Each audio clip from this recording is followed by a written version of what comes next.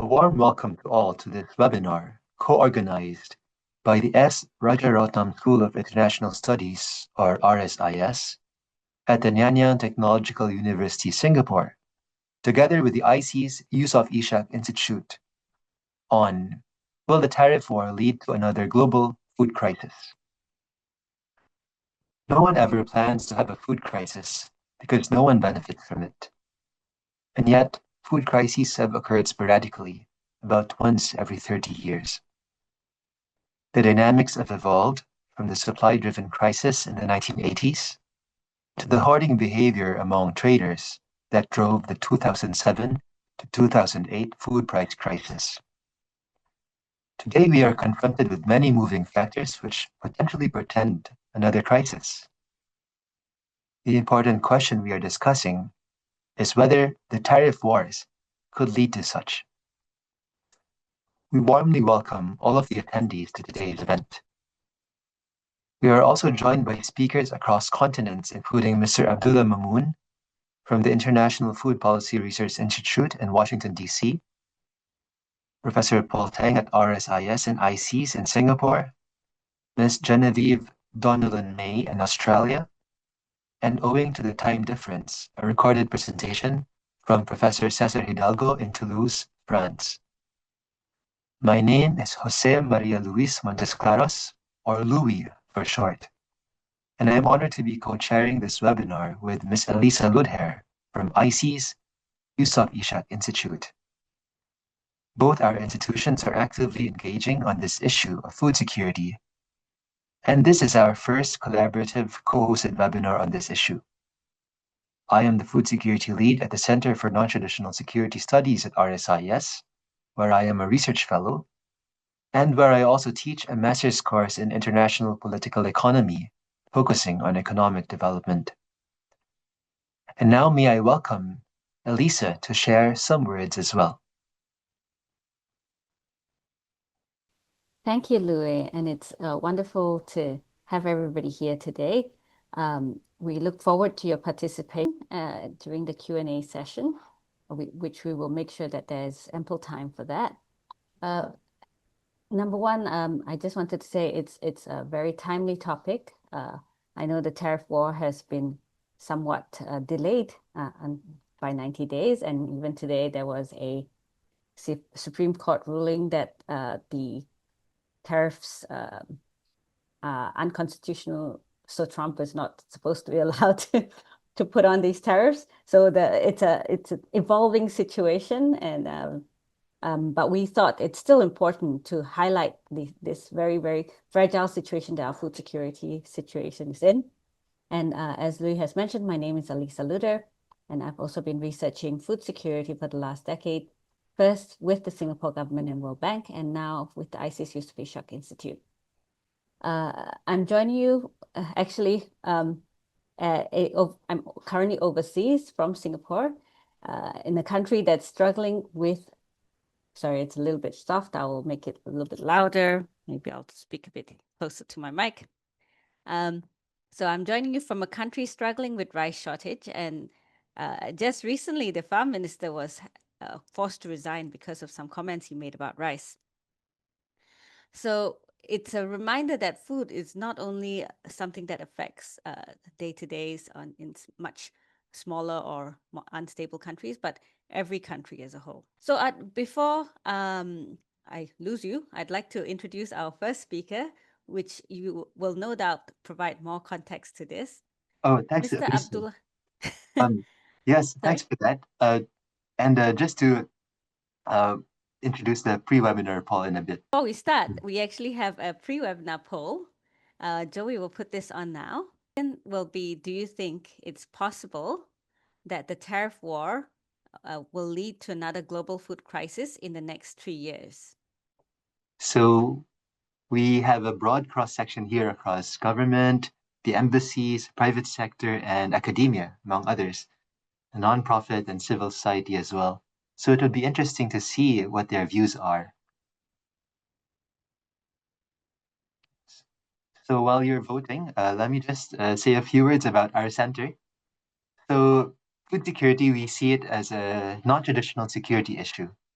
These are issues which are transnational in scope and thus go beyond unilateral remedies, and yet which impact the well-being of individuals, thus requiring collaborative solutions across sectors. And so we approach food from a food security and non-traditional security standpoint.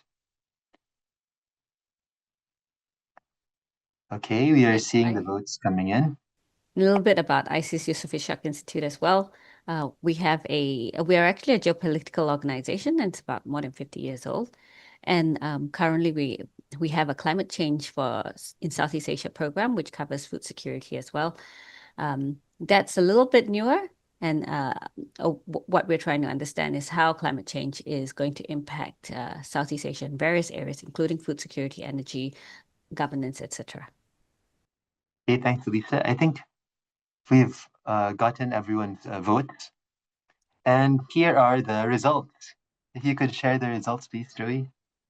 It seems to me that most people think that it's going to be more likely than not, with 58% suggesting that it's going to be more likely than not.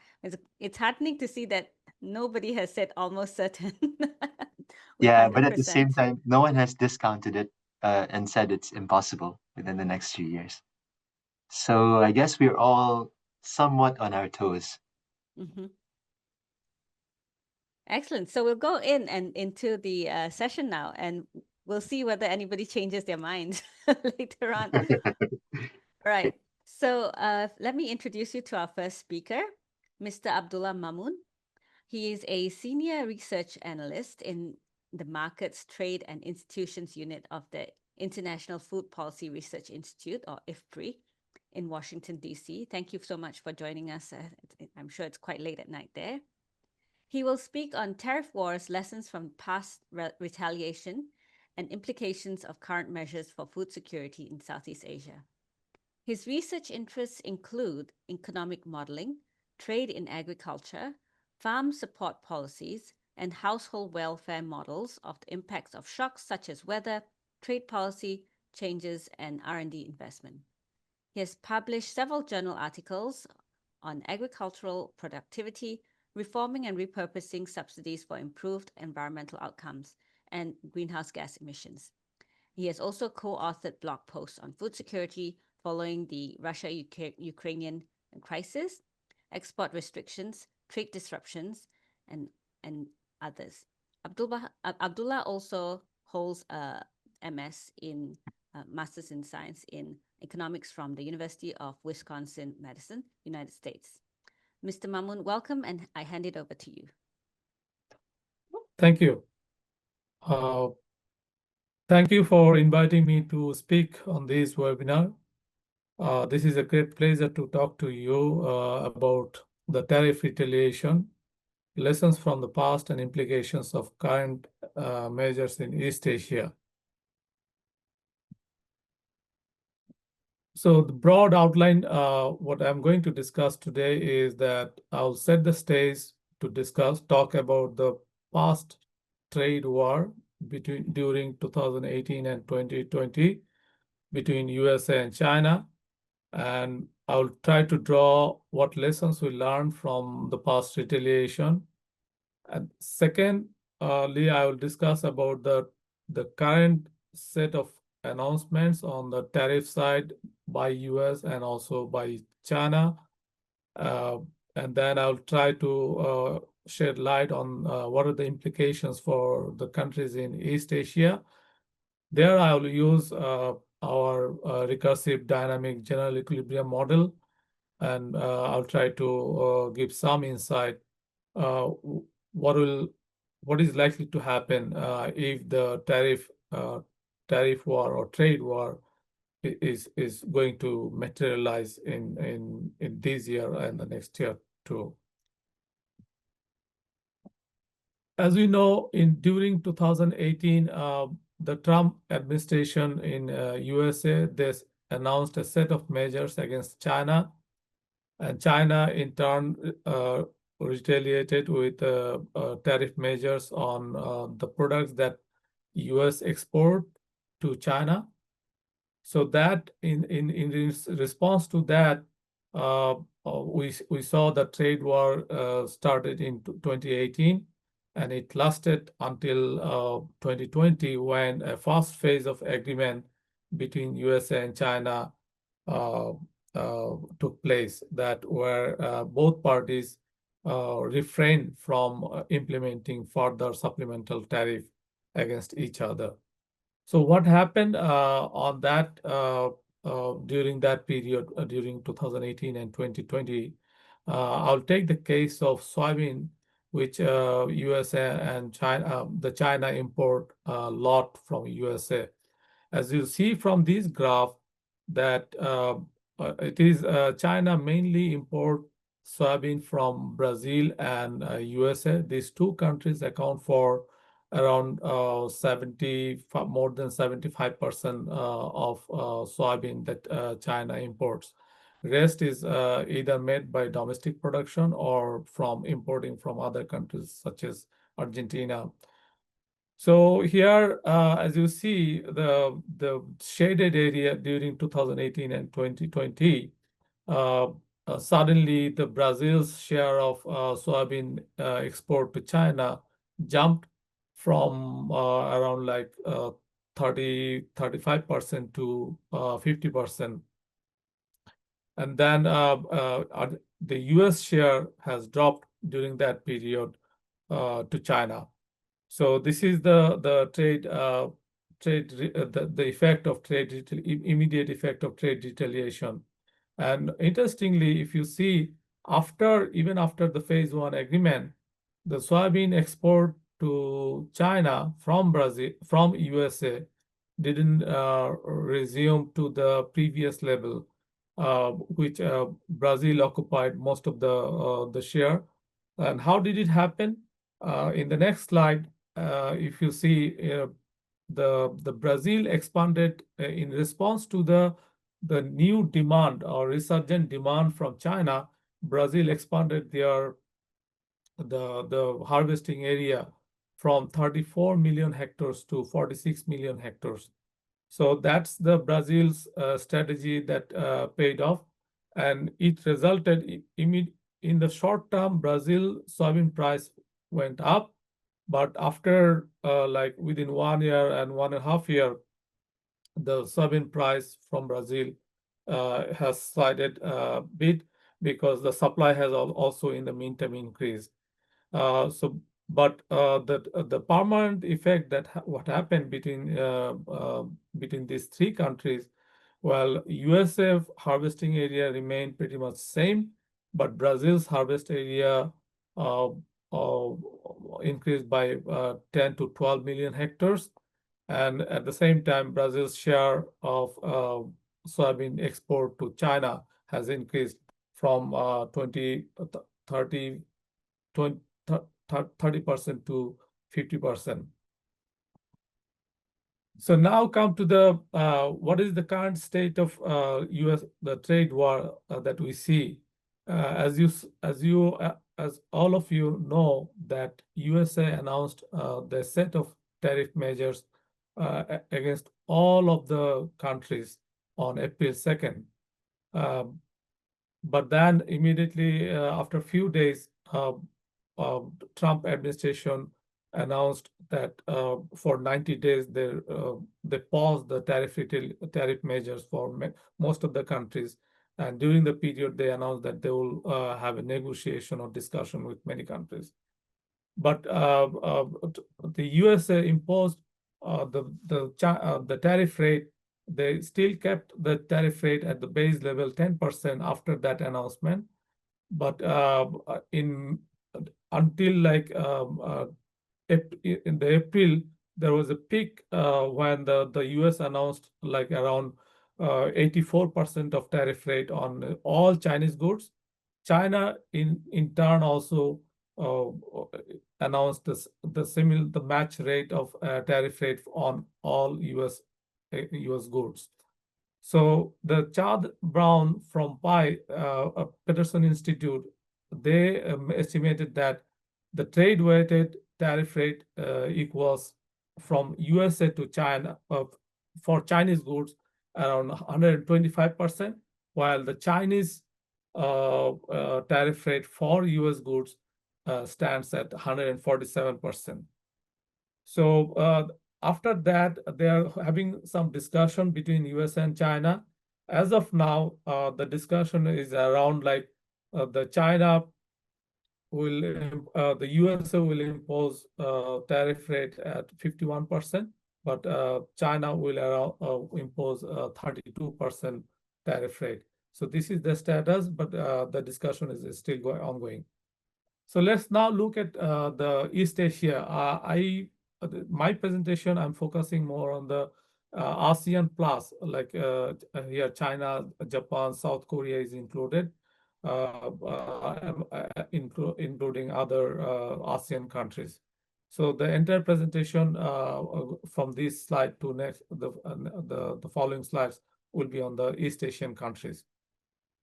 So if you look at East Asia as a whole, mostly they import soybeans, corn, wheat from USA, but at the aggregate level, the total import from by East Asia is around $191 billion, which is around like 262 million tons of agricultural goods, of the selected goods that I'm showing you here.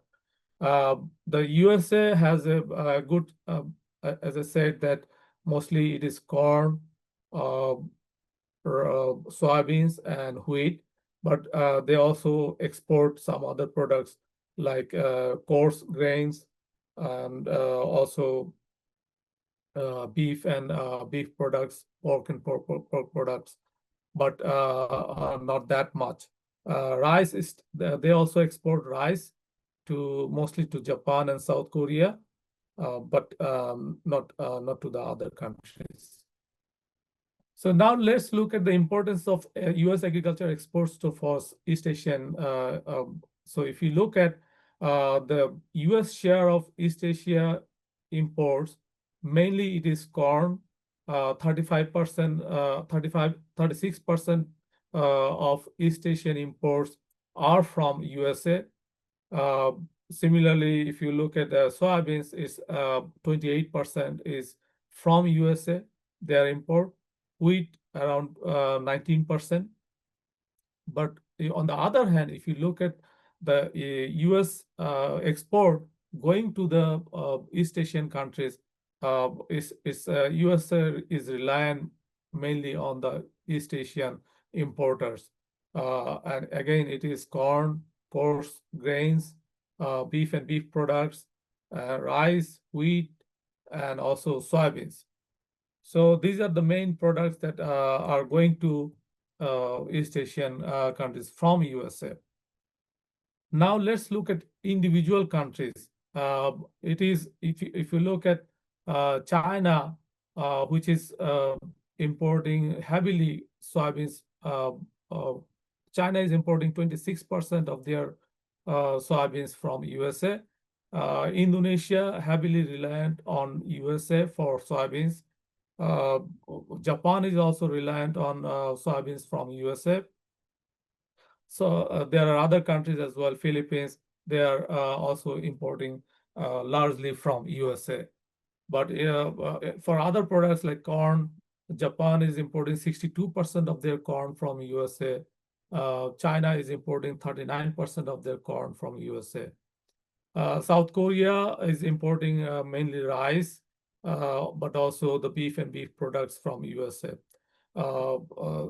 Similar in the case of wheat, we see the large import from USA for some of the countries like Japan, Philippines, and South Korea. So for USA, the East Asian countries' share of USA export, we see the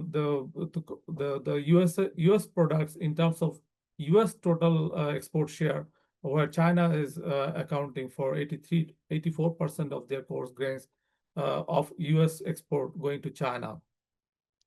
Soybean, in the case of soybean, we see 53% of US export is going to China.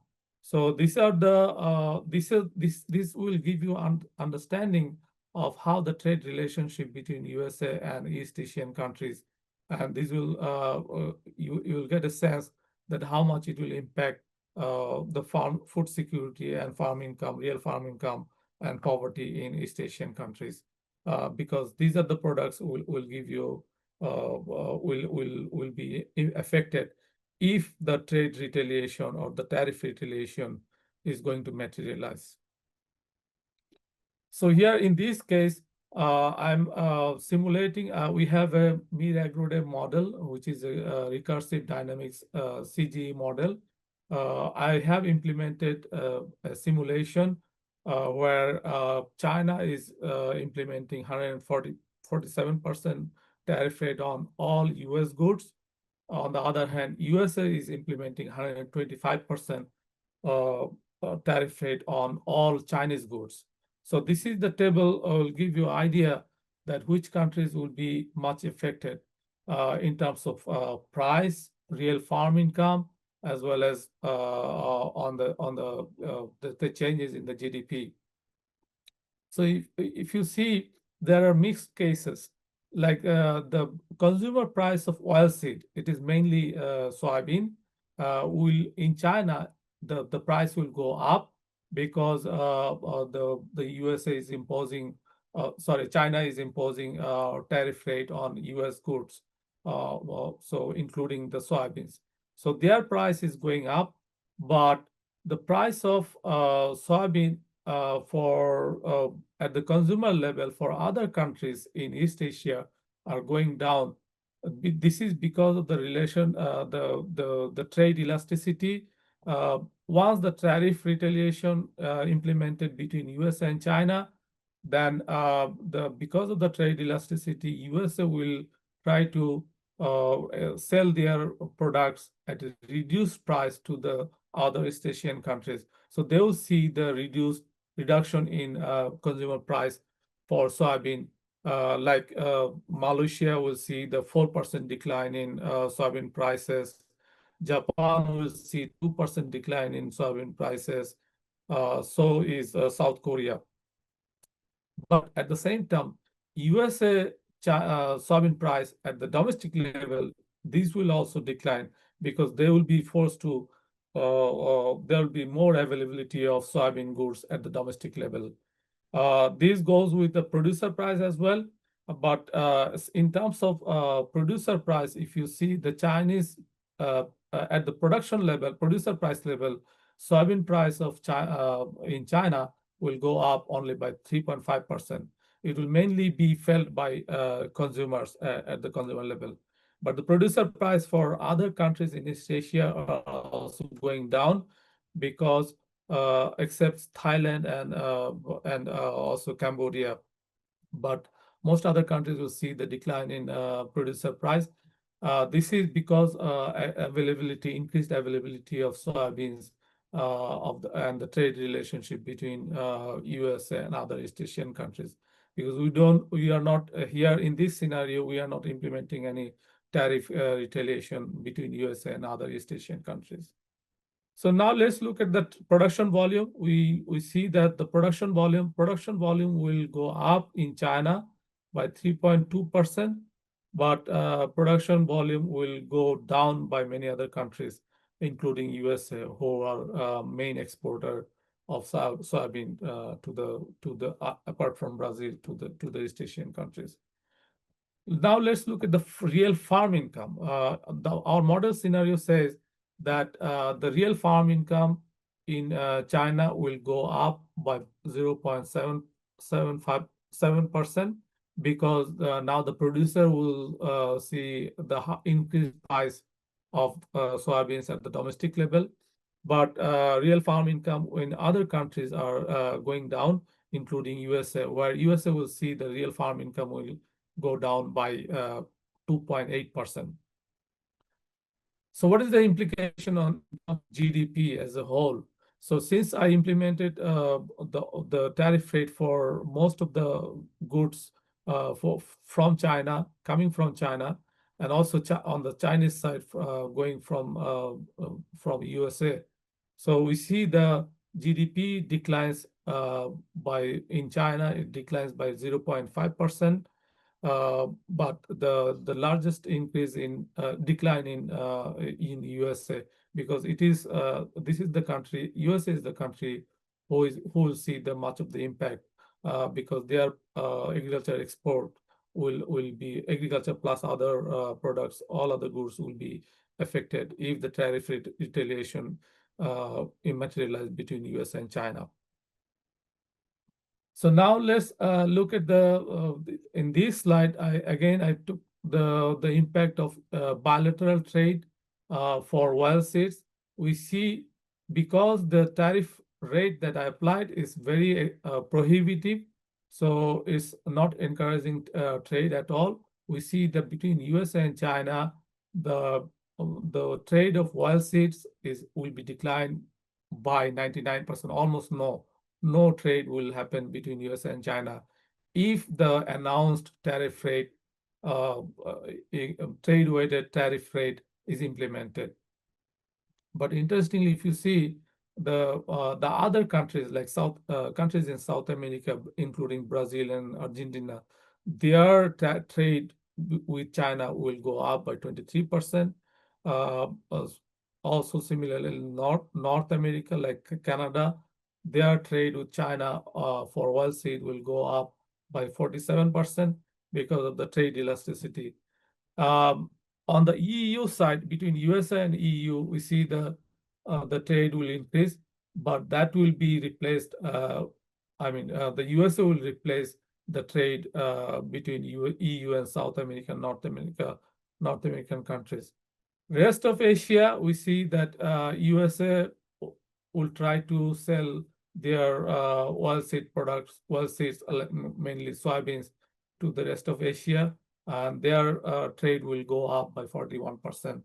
But in the meantime, South America and North America will see that their trade of oilseeds will go down with the rest of Asia. So now, as I set the stage from the past trade retaliation, so now let's see what do we learn in general from the past trade retaliation. Global markets function well in providing the alternative supplies. So what happened actually, as you saw in the case of soybeans, that China imported a lot more from Brazil than they used to do in the previously. So they diverted their trade relationship from USA to China to Brazil for soybeans. So the markets react, and in the trade relationship we see that diversification happens. There are other examples which we recently saw in Senegal or Egypt. They also took some measures where they quickly source their products from different countries, even though the cost is high, but they could diversify their import sources.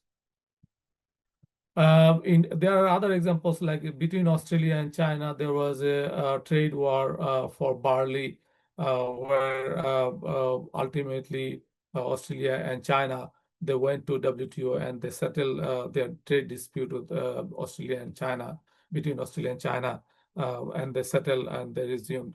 But diversification, as I said, the diversification and the market integration quickly takes a dynamic strategy where they find their alternative sources. But in the disruptions in the short term are costly. This is both for consumers and the producers.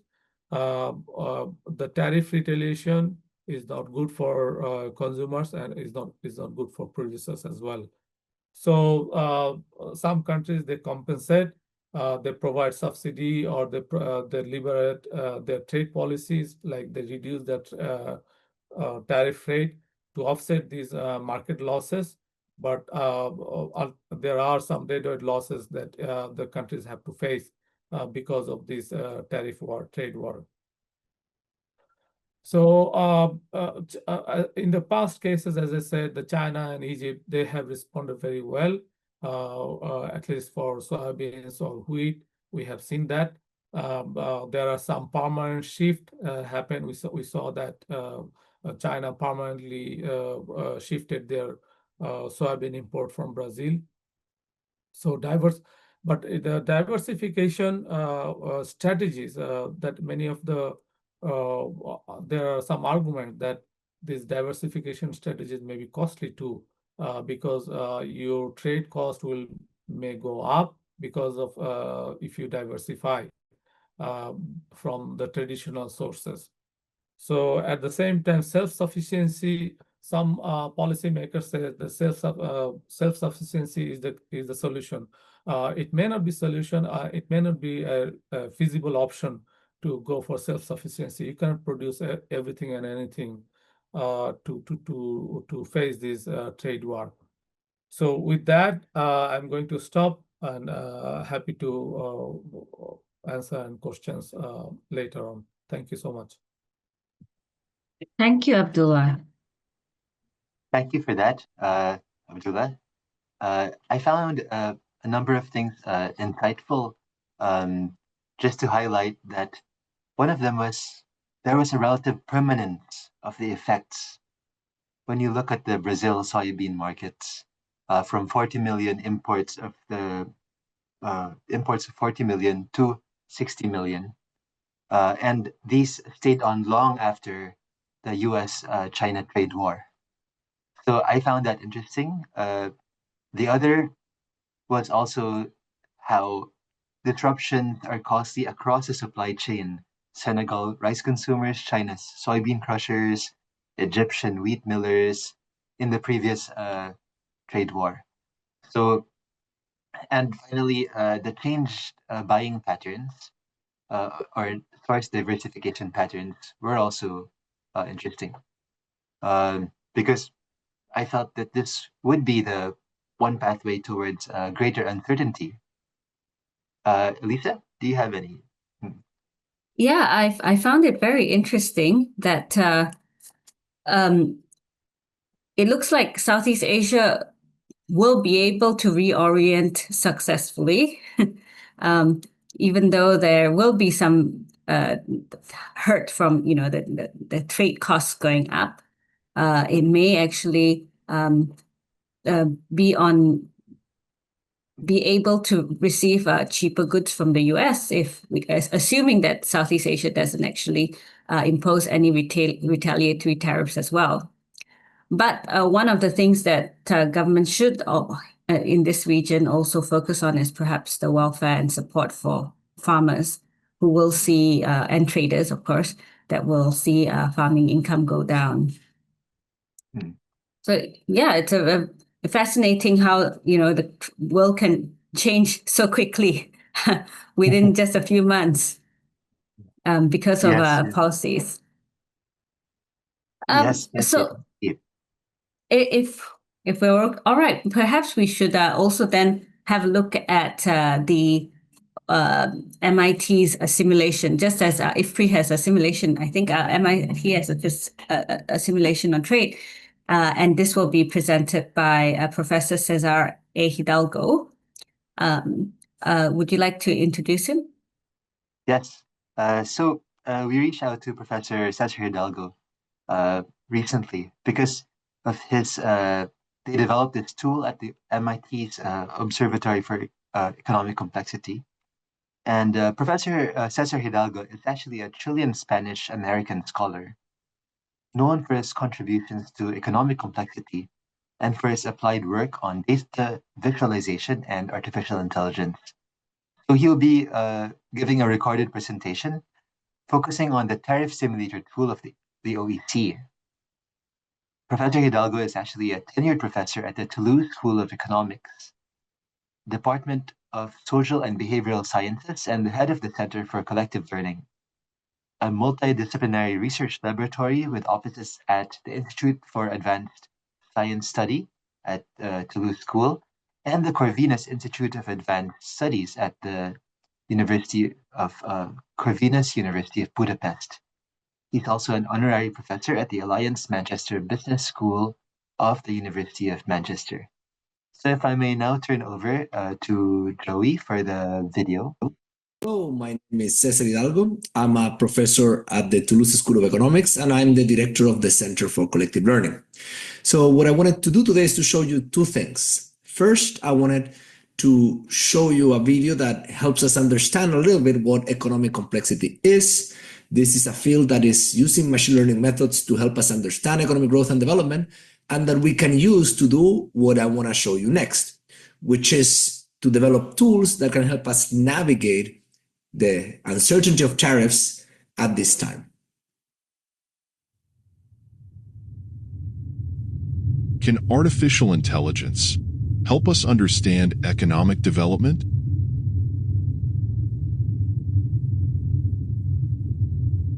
Over 70 years ago, English linguist John Firth proposed understanding the meaning of words by looking at the company they keep. Today, large language models use this idea to represent words and generate text.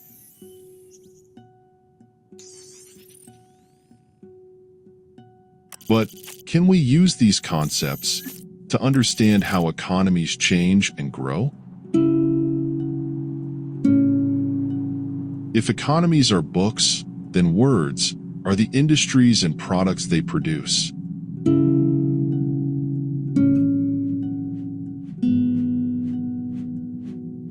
Using these words, we can predict an economy's future activities.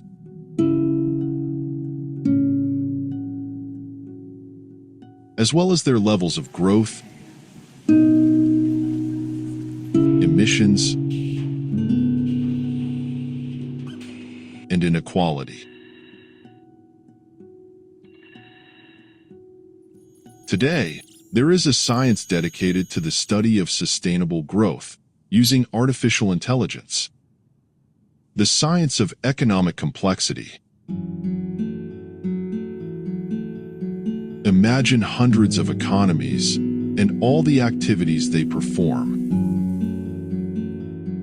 Like the economy of Bilbao with its metalworking history. Porto with its polymer manufacturing. Or Milan's design and fashion. These specialization patterns define networks that connect activities based on the company they keep. By using these networks, we can anticipate the activities an economy is more likely to enter or exit.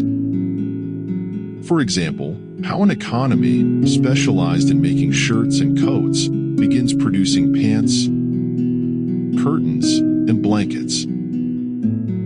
Or how an economy focused on making diodes and resistors moves to integrated circuits and computers. The principle of relatedness is a statistical law telling us that the likelihood that an economy enters an activity increases with the number of similar activities. It's a general principle that explains changes in exports, employment, and innovation.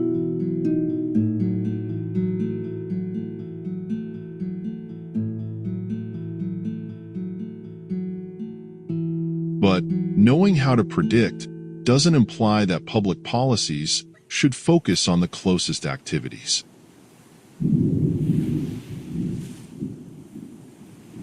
The direction of the wind doesn't tell us where to sail. For that, we need to understand the value of each destination. From these networks, we can extract vectors of economic complexity.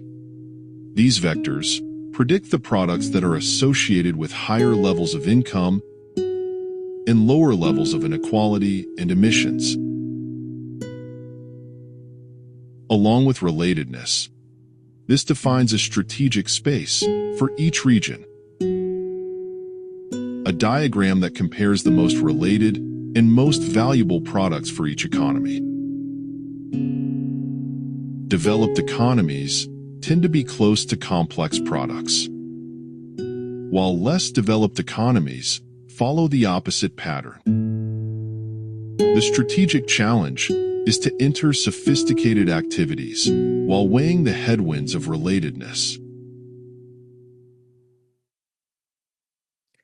So now that you understand what economic complexity is, you understand that probably when you use it to build models to deal with tariffs as well. So I wanted to share with you two projects. The first one is a project that we started developing with some colleagues in Indonesia that asked the question, if the United States imposed tariffs on China, who in Indonesia wins? And what we did is we built a large simulation model that would allow us to look at a scenario such as the United States imposing tariffs on China, and then try to explore the question, well, who in Indonesia wins? And when we run this model, we find that there's, of course, trade that is diverted from China to other countries in that scenario. And in the case of Indonesia, we can see which industries are the ones that benefit from that diverted trade. So that spillover, that diverted trade in the case of Indonesia would go to the manufacturers of rubber footwear, textile footwear, manufacturers also of different type of garments and trunks and cases, but not necessarily manufacturers of electronics, because the diversion of the trade of electronics that is coming from China to the United States would probably, according to this model, be more likely picked up by countries like Vietnam in the case of cell phones, but also by countries like Thailand, Malaysia, and so forth. The other project that I wanted to share with you is a project that also focuses on trade, but focuses on trade on the United States-Mexico border. And this is because this border is quite special in that a lot of the trade that goes through that border is not trade of finished goods, but trade of intermediate inputs. The United States-Mexico border is not a line that divides two countries, it's a seam that connects these value chains. And in this project, what we do is we look at the products that are exported by the United States or Mexico, and we look at their inputs. And we see whether Mexico or the United States is specialized in those inputs. And this allows us to show that actually the United States and Mexico are co-producing products rather than trading with each other. And therefore, in that world of co-production, it's a really bad idea to put tariffs on those inputs, because those inputs are going to be crossing the border multiple times as value is added onto them. So this is some of the things that we can do. We hope that you enjoy this type of projects. And if you're interested in these ideas, please check the Center for Collective Learning or oec.world. Thank you. Now we will have to send our thanks to Cesar and his colleagues for such an interesting tool. The science of economic complexity and how it's applied to trade. And I really liked his comment, the direction of the wind doesn't tell us how to sail. We know that global interactions are complex, and AI is definitely a useful tool to decide how countries can actually understand the complexity of and interrelatedness of their economies with others, and decide on strategic directions to flow towards competitiveness. I encourage everybody to use this tool in your when you have the time to actually have a check on how you feel whether our trade in Southeast Asia is going to be affected by the trade war. Indeed. Louis, you actually wrote something about this tool, didn't you? Yes, actually, we did publish a paper on the collateral effects of the trade war. And we built on this OEC simulator tool because what's interesting about it is it tells you who China will turn to for alternative imports if ever it launches a tariff war with the US. And it also shows which of the ASEAN countries are going to be the most vulnerable. In the case of soybeans, for instance, which was highlighted by Abdullah as well, we saw that Indonesia could be significantly impacted. And the same goes for wheat and for maize as well. Several ASEAN countries can see either increased competition through higher prices or lower supplies available to them. Mm-hmm. Yes, and I also echo that it's interesting how they're really leveraging AI to get more information that we cannot see in 2 dimensions, for instance. I also found it interesting when he shared, Professor Hidalgo shared that Borders are not dividers, but connectors. And in a world where there is so much co-production and products cross borders multiple times as value is added to them, tariff wars can only hurt. And this is also supported by the projections of Abdullah earlier of 0.5% reduction in China GDP, 0.8% reduction in US, etc. And collateral effects, Vietnam, 0.1% reduction. Thank you. Okay, I think, over to you, Elyssa. I was just going to mention also that it's in times like this where regional trade is so important. And I'm glad that, in ASEAN, we have nearly 99% at zero tariffs. And in Yes. the last few days, we've also had the ASEAN summit, and they have recommitted to free trade. And to understand what that all means, I think it's a great time now to introduce Professor Paul Teng. Many of you who actually already know him and are very, very familiar with him. Professor Paul Teng is an adjunct senior fellow with the Center for Non-Traditional Security Studies at the RSIS-NTU, and concurrently also a visiting senior fellow in the Climate Change in Southeast Asia program at ICES. He will be sharing his perspectives on the food security impacts of the tariff wars on Southeast Asia. His research interests include food security and sustainable development, trends and policy shifts of food-producing countries in the region, and enablers of resilient and sustainable food systems and supply chains, among others. He previously held leadership positions at the World Fish Center, the International Rice Research Institute, and Monsanto Company. I'm sure he'll be able to translate what everybody has said also into how it will affect Southeast Asia. Professor, I'll hand over to you now. Thank you, Elyssa, and also Louis. Let me just share my slides, make sure everything's okay. Yeah, I think it looks all right. Just 1 second. Here we go, that's better. Okay, it's a real pleasure to be able to share some thoughts with you. It is very easy to be alarmist. That's my first message. Okay, and I really appreciate the previous two talks to give the overall context. Yeah. Now, oops, hang on 1 second. If we look at the title of what I'm supposed to talk about, which is Tariffs, Food Security, Southeast Asia, I think I need to unpack what food security means to be able to say, look, what impact has tariffs had, right, on food security in Southeast Asia? And basically, my colleagues and I at RSIS years ago, we came up with this kind of diagram that says, look, you got to unpack what food security is, and very practically, it's in food availability. We heard a bit about production, imports, and stockpiles, by the first speaker especially. Fiscal access, the logistics part, economic access, which is the affordability, also leads to employment and employability, and then the utilization part.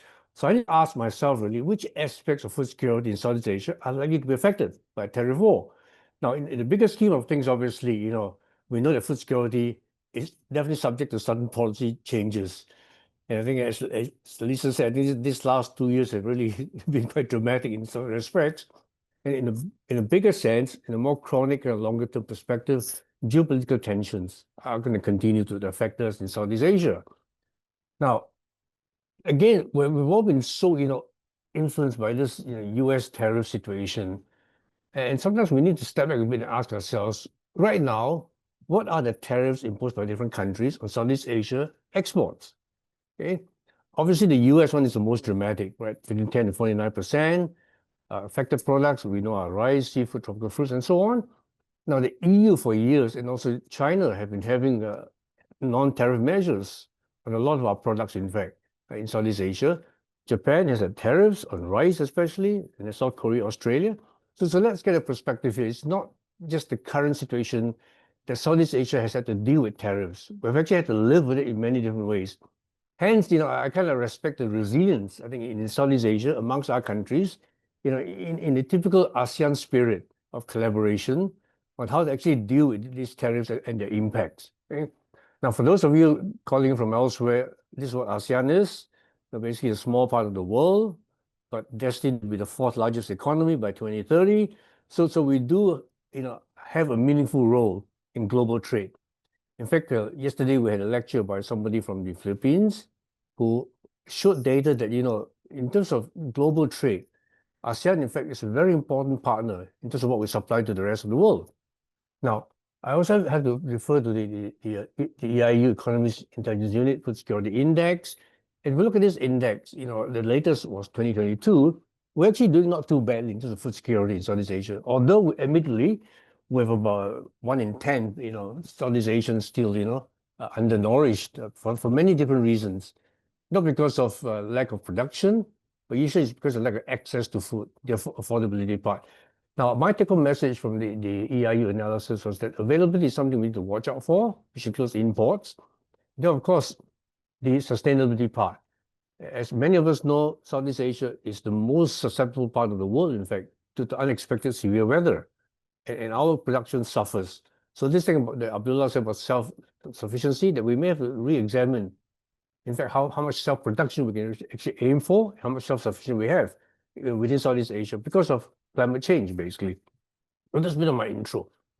Now, I want to share now what are the postulated impact of US tariffs on Southeast Asia, because as was mentioned earlier, we've got this 90-day delay, and things are not really that real at the moment, even though we can do all these simulations and so on, So let me add my postulated impact of US tariffs in Southeast Asia. Obviously, one of the direct impacts is the negative effect on producers and exporters, right? Especially with countries like Vietnam, Thailand, and Indonesia, which export seafood, rice, fruits, to some extent to the US at scale. Okay? So the fear is that, reduced demand. This could lower farm incomes, which could then reduce the economic access of producers. In other words, producers don't have the spending power that they have. In Southeast Asia, we have a lot of small grower farmers who produce, for example, the seafood and the rice, even though we don't export much rice to the US, almost none actually.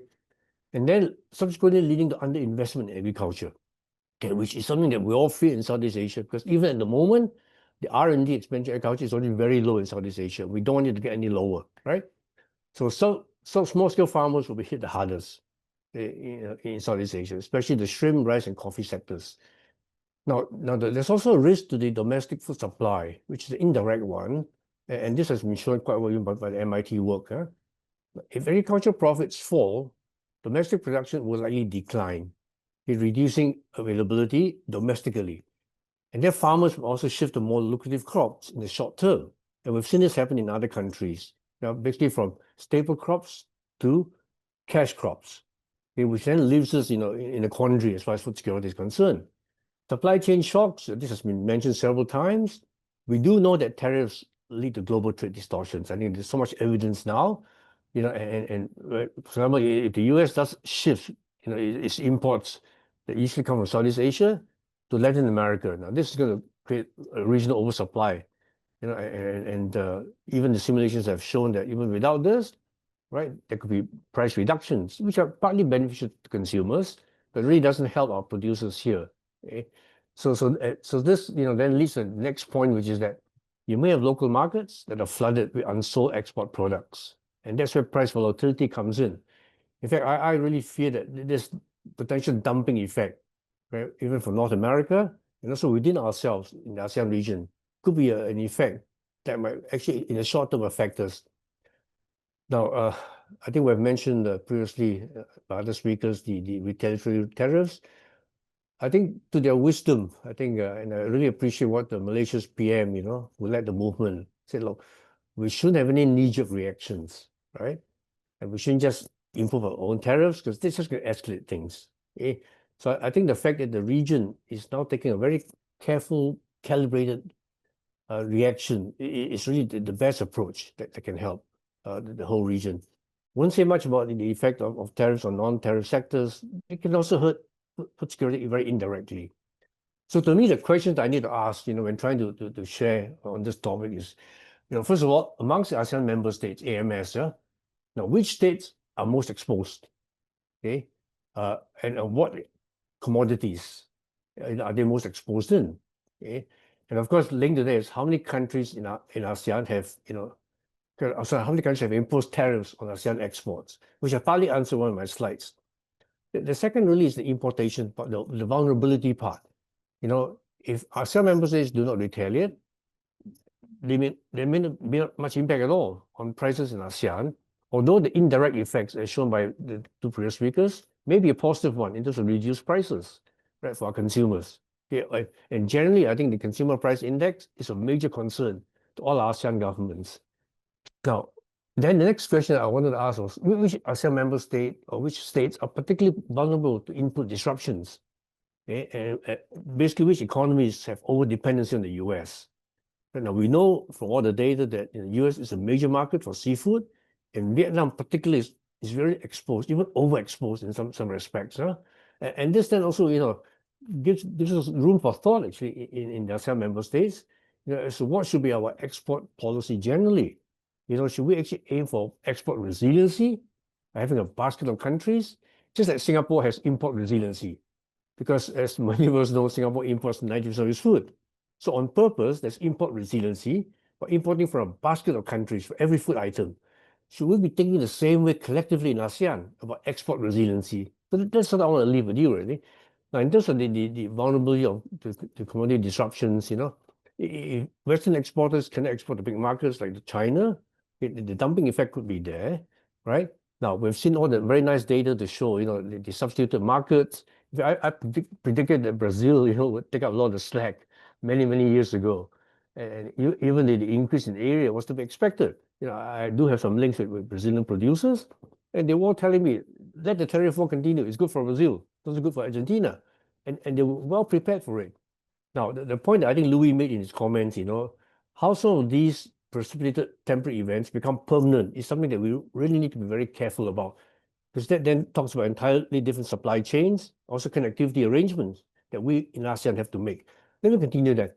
To explicate a bit more, ASEAN leaders, ASEAN countries are leaders in the export of key commodities.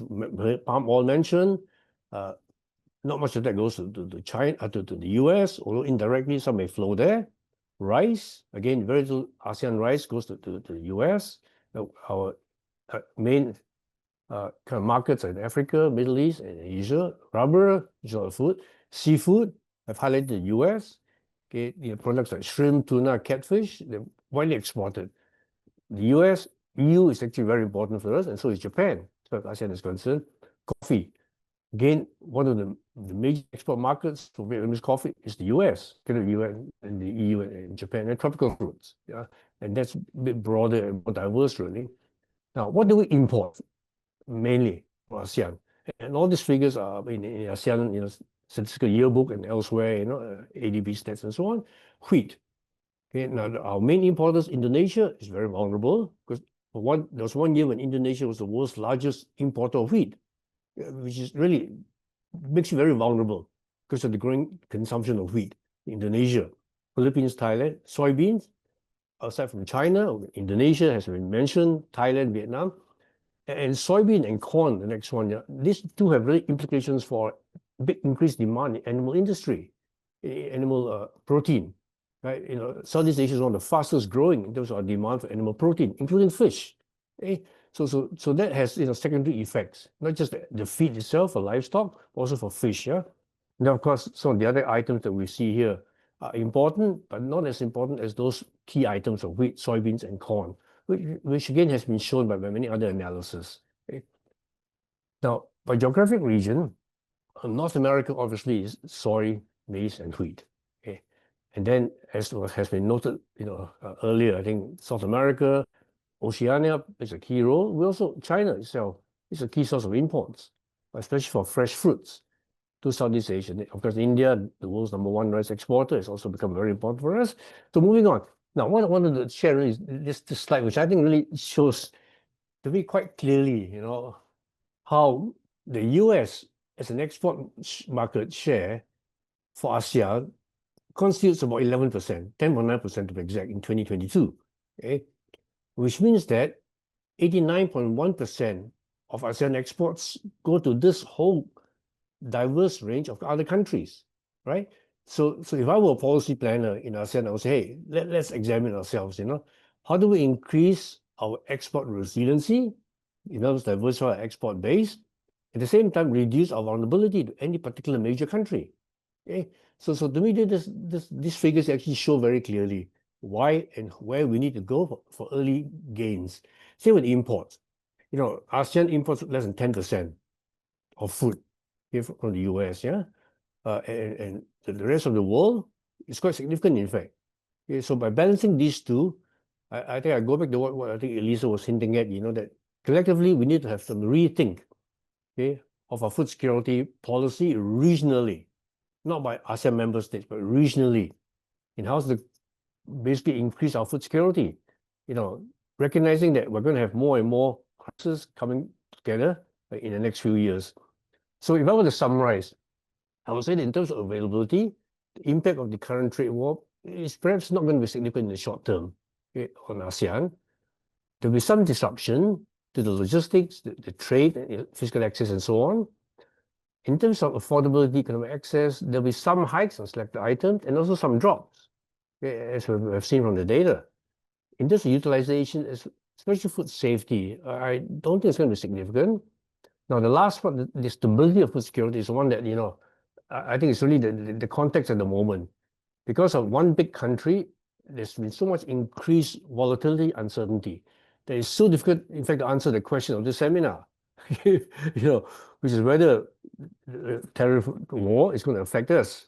It's just, things are so uncertain at the moment, volatile. The next day you could hear an announcement that could drastically change the entire picture altogether. So you could go back and re-examine your future scenarios in a very different way. So to me, try and summarize this, one of the things about talking about this is, how do we respond? What do we do, right? So here I offer you my suggestions, okay? Obviously, for ASEAN to reduce the impact of tariffs, a few US tariffs, diversify sources of imports. Okay, that's a no-brainer, right? But then there are practical realities as well. Availability, which are the sources of imports that are available at the moment, and the supply chains, the connectivity itself. Regional trade is something that we in ASEAN have talked so much about, the ASEAN Economic Community, one integrated market. Perhaps 2025 is the year, and we've been involved in this post-2025 scenario planning for ASEAN. Maybe 2025 is the year when we really take a serious look, with the support of all the ASEAN ministers, on how to enhance regional trade and go beyond the 25% intra-ASEAN trade that we have at the moment, right? And at the same time, increase our export resilience. We're exporting to more other countries, more regions, and reducing our dependency on any particular country. Trade agreements and partnerships, no-brainer. We're seeing that, happening now. Develop and strengthen local agriculture.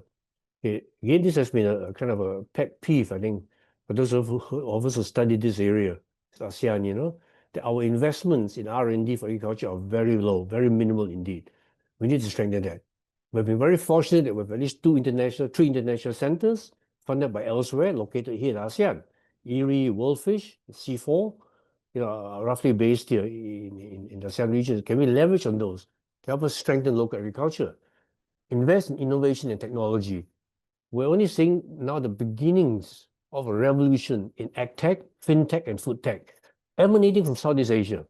And I'm very proud as a Singaporean now to say that Singapore, in fact, is actually taking quite a lead in this, to try and promote more ASEAN-originated innovations in agtech, fintech, and food tech.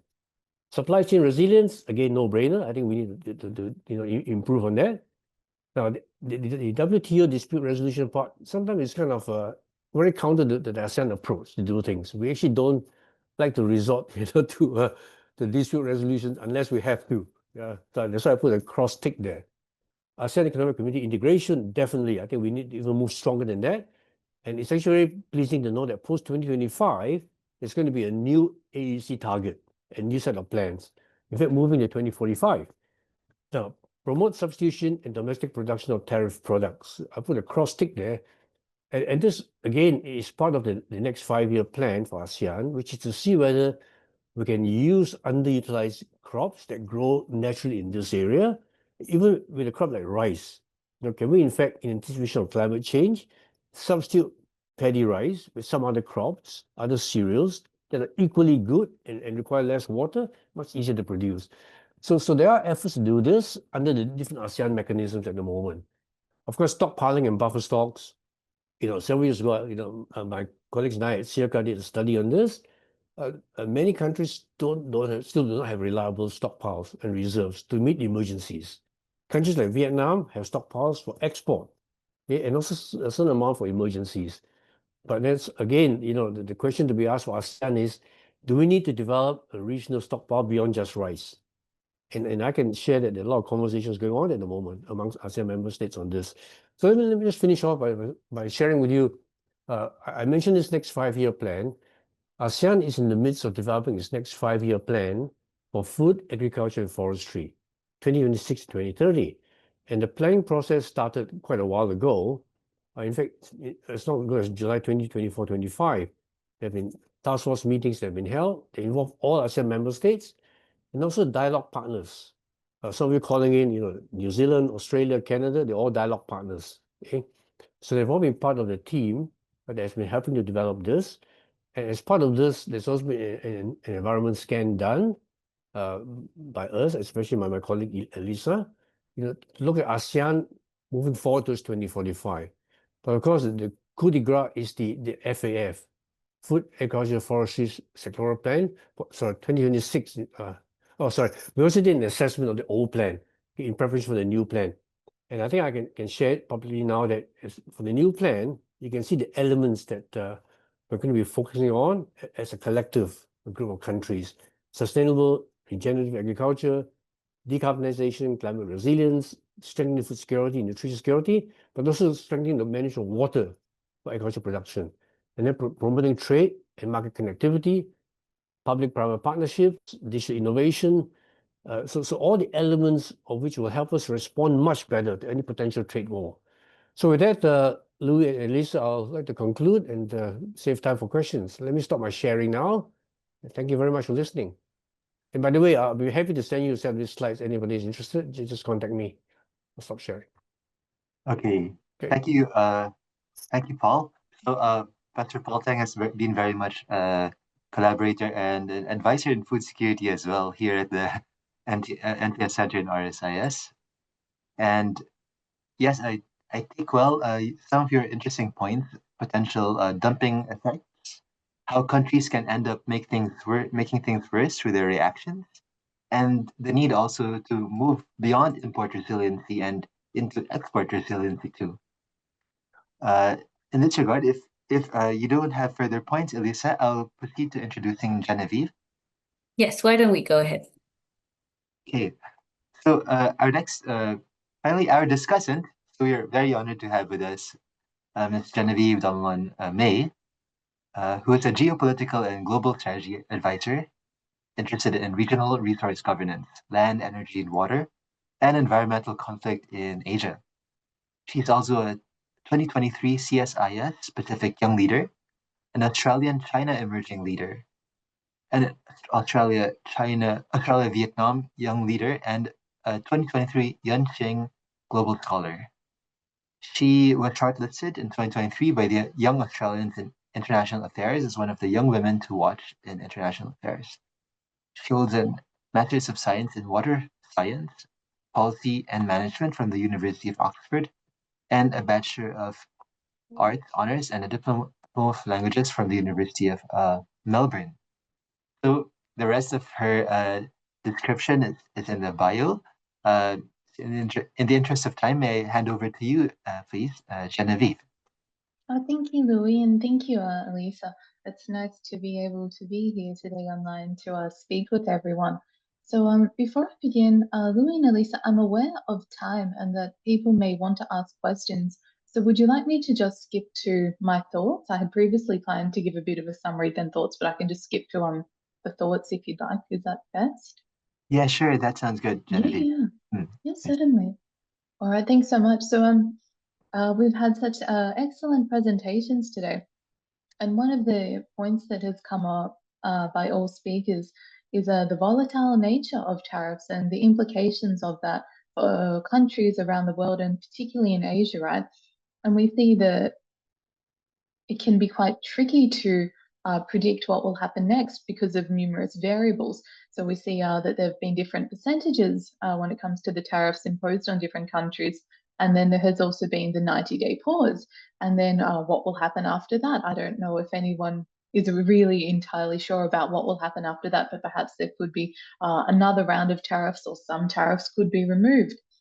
And so the volatility means that the use of AI and other emerging technologies is also becoming incredibly important when we work out our own simulations and try to put forward different scenarios and scenario planning of what could happen. And then there are other factors, I would argue, that are influencing the Trump administration when it comes to tariffs. So there are the midterm elections in the coming months, and so that could also be one such example of something that's also influencing the extent of tariffs and what kind of tariffs are imposed on different countries. I think we could also ask ourselves, what happens to global, regional, as well as bilateral trade, particularly for agricultural goods and products, if some countries obtain a good deal, whether that's something that's better for the US or something that's better for one particular country, while others do not? You know what, we could be asking ourselves, what are the implications for countries or economic blocs that import or export various agricultural products to both the US and China? Also, if they feel pressure from both sides, not only from the US side and also from China as well. Another thought, as the speakers have also mentioned today, is that there are clearly winners from the tariffs, like Brazil and also at present Australia, my home country, which is doing well in terms of its wheat exports to China. And at the same time that there are also losers. And so we can see this with not only the different countries, but also with different sectors within countries, right? So agriculture and agricultural products and exports might do particularly well. But then on the other hand, we may see manufacturing, for instance, not doing as well. Another thought would be, again, as Professor Paul has already touched on this, but that all countries, the governments, the policymakers, and so on, will be wanting to increase their export resiliency, and this would no doubt open the door for stronger regional collaboration, particularly in Southeast Asia, where various leaders of Southeast Asian countries, I'm thinking of Malaysia, but also Indonesia, have also mentioned at some stage about the potential for stronger collaboration in response to the tariffs, of course. Another thought, I'm conscious of time, is that also the balancing act, right, in between encouraging local food production despite the various challenges, whether that's concerns about soil fertility or concerns about our water security or arable land and so on, as well as avoiding reliance or over-reliance perhaps on imports. So those are two factors. And the third factor on top of that is also about trying to meet various national and international targets. So they could be economic targets or GDP targets, and then there are also climate and emissions targets as well. And then on top of that, various leaders of countries, I won't mention names, but I'm sure that we all have examples in mind, have linked food security to national security as well as their national priorities. So I think that there's an additional layer of stress or pressure that is being added there to governments and policymakers when they're looking at their export resiliency and how to boost local production.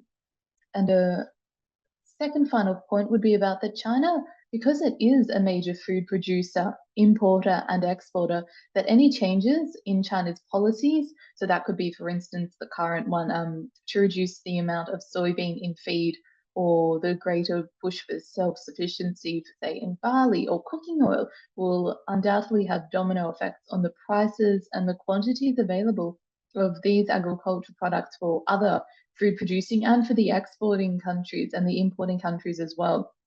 So one example of this might be if there is a drop in China's wheat imports, say that China has a particularly strong harvest, well, then that could mean millions more tons available for other importing countries like Indonesia or the Philippines and so on. And we've already seen this, as the speakers have mentioned, in terms of Brazil and the China's soybean import patterns as well. The final point would be about the importance of alternative food supplies and export markets, as well as diversification strategies, right? So examples of this, as the speakers have mentioned, are Singapore and also as well as China. And so I would imagine that there will be more pressure and more encouragement between governments and policymakers to not only continue trading with each other, but also to avoid imposing their own export bans on key agricultural products. And we saw this with the Ukraine-Russia war shortly after the outbreak, right? So I think that to conclude, I'd say that there are a lot of interesting points raised today, and also a lot of interesting points for us to think about, as well as for governments and policymakers, as countries all seek to become more export resilient. I'll leave it there. Thank you, And- Genevieve. Yes, and with that, we'll now head to our lightning round. Over to you, Elyssa. Thank you, Louis. So a very quick one, you can just answer in one word. What is the likelihood that there will be another global food crisis in the next 3 years? We've heard from our audience. What do you think? Let's start with Abdullah. What do you think? Will there be a global food crisis again in the next 3 years? I would Yes, say, just a quick answer. yeah, a bit optimistic. I would say 40 to 50%. Okay. less than that. Yeah. Professor Teng, what would you think? Same answer. 40 to 50%. Okay. Can't call it Genevieve. now. Yeah. I think to be a bit different, but I'll say for 50 to 60% as well. I was told recently, Professor Paul has mentioned about not wanting to put forward an alarmist narrative, right? I've been told on a number of occasions that I sound like a prophet of doom, so I'll go with 50 to 60% and avoid that title. All right. Thank you. And then the next one, do you think that the tariff war will impact ASEAN's free trade policies? Yes or no? We'll start with Prof. Teng. Yes. Okay. Genevieve, what do you think? Yes, I agree. And Abdullah, what do you think? I don't think so. Okay. I will reserve my answer. And last one, which two food items will be most impacted by the tariff war? Genevieve, how about you go first? Wheat and soybeans. Wheat and soybeans. Okay. Abdullah, what do you think? The soybean and corn. Soybean and corn. All right. And Prof. Teng. Well, I would say soybean and seafood. All right. Thank you very much for the quick lightning round. I've also checked that we have 2 questions. Oh, sorry, there's 3 questions. Yeah. But before that, maybe Louis, you could go on with the first moderated question, and I'll put together the 3 questions from the audience. Okay, actually, I found that one of the moderator questions aligns with the third question. So let me start with Raymond. Raymond Tam, thank you for your questions, for your active participation. So the question of Raymond is, what could ASEAN do to be prepared at the end of the acute phase, when the US and other tariff markets suddenly become open and attractive again? Might the knee-jerk reaction then undo much of the resilience and sustainability work that ASEAN and its members might be putting in place now? And what might be a balanced approach? Anyone? Any takers from the...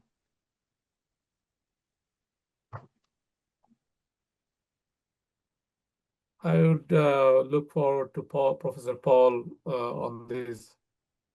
I think the question is about resiliency in ASEAN member states, right? Yes. Due to food security. Yeah. I can start briefly. I think if I take the previous trade war as a learning from for us, the countries adapt to new trade environment and they find the alternative sources.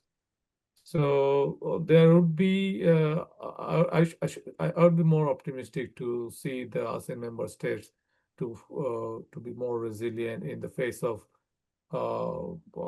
further tariff increase. Also, the reasons are basically because the discussions are going on between countries at bilateral level, including with China. So so there will be, short-term disruption you may expect if the discussions are not fruitful, but if the trading relationship will arise or will emerge between other countries. So I would say ASEAN member states will be more resilient in the medium term. Thank you. Paul? Well, kind of partially the same kind of response, but there is two elements. I think one is that, all ASEAN member states must consciously try and increase our level of trade with each other. Okay, I think that's very important going forward. And the second is this kind of collective, kind of collaboration to deal with external trade partners. Okay, ASEAN, in many respects, have been kind of a price taker, and it's because we're not collective in our bargaining positioning. Okay, and I think that there is appetite now, that probably precipitated by this current, tariff situation, for us to, for one, say, look, we need to be price setters. Okay, and linked to that, of course, is supply chaining itself. All the other elements that allow us to be kind of price setters. Now that I think actually is a partially low-hanging fruit. Okay, and I'll be surprised if other regions don't respond to that, right? And that's also partly in preparation for the kind of midterm, prognosis that the ASEAN economy is going to be the fourth largest in the world. Okay, so we need to be somehow, you get used to the fact that, hey, look, we can be in the driver's seat. Let's just in the taker seat all the time, right? And really leverage on what we have in this region. I'm sorry, I'm really, really pro-ASEAN at the moment, speaking on this note, yeah? But I think there's lots of opportunities for us to become much better at doing things collectively. I'll stop there. Thank you. Thank you, Professor Paul Teng. Great. And another question, since we have a few moments left.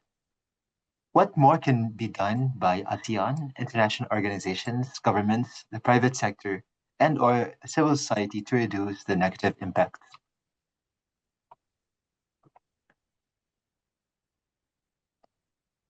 Shall we start with Genevieve this time? Yeah, certainly. So for something a bit different, I would say that much better support for farmers, as well as perhaps encouraging the use of emerging technologies such as AI and so on, as well as agri-tech, to better support farmers across ASEAN, as well as ensuring that they have the capabilities and the technologies to be able to keep up with all of the different trends. I think something else could be stronger into ASEAN trade, which has already been mentioned, as well as greater partnerships or trade agreements, including with countries within the region like Australia and New Zealand, which do produce and export significant quantities of food. In addition to that, there could be a stronger push for, say, strategic stockpiling and buffer stocks, not only as I believe Professor Paul already mentioned this earlier today, not only for, say, rice, for instance, but also for different key staples like grains and oil seeds and so on. In terms of what civil society could do, I think that seeking to address food waste at different points along the supply chain, from harvesting to storage to transportation to households and supermarkets, is also something else that could indirectly support these efforts. I'll leave it there. Yeah. Would anybody May I else add like? something? Sorry, may I add Go ahead, something on go ahead. Yes. what more can be done by ASEAN?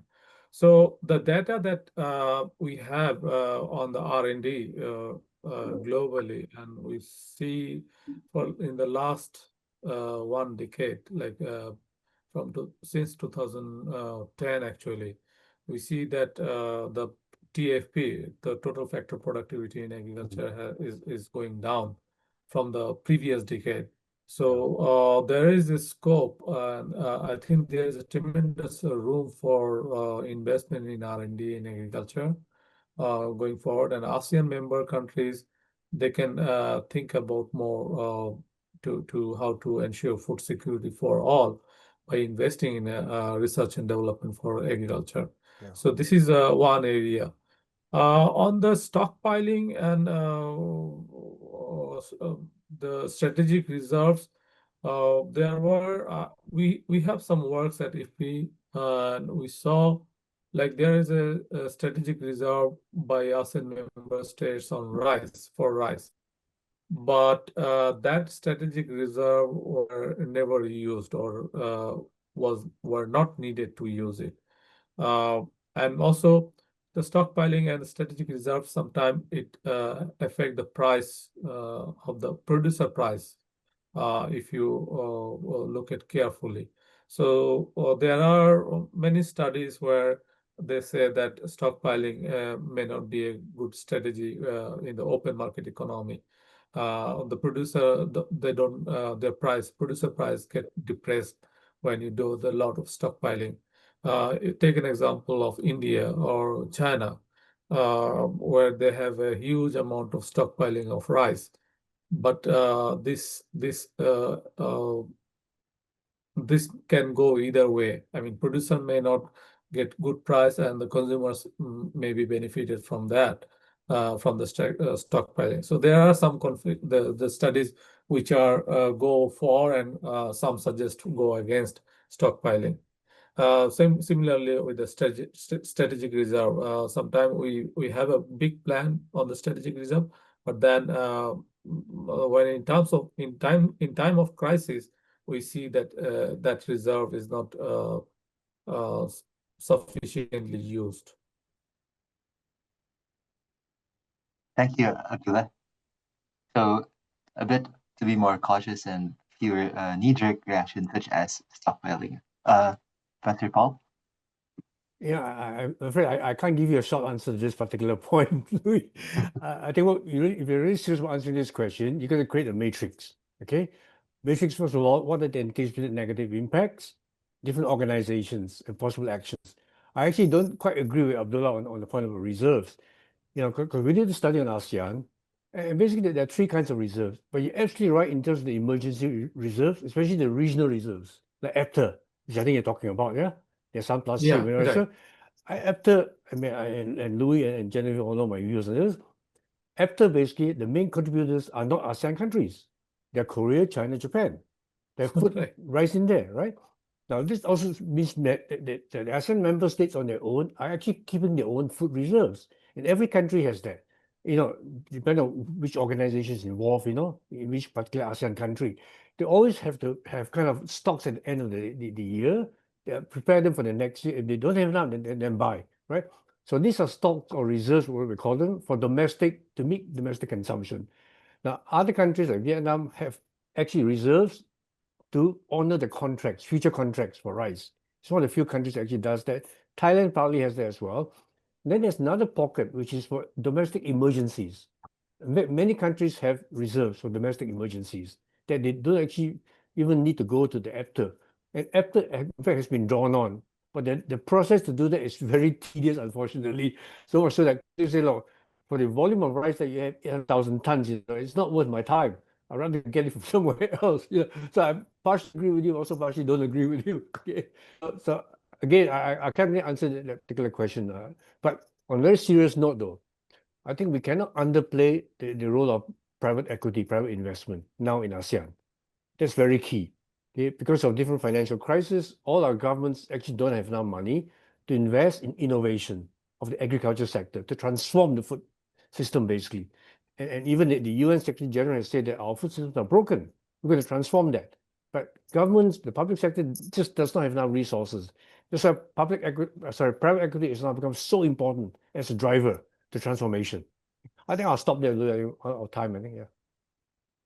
Thank you, Professor Paul. So, at this point, I think all good things must come to an end.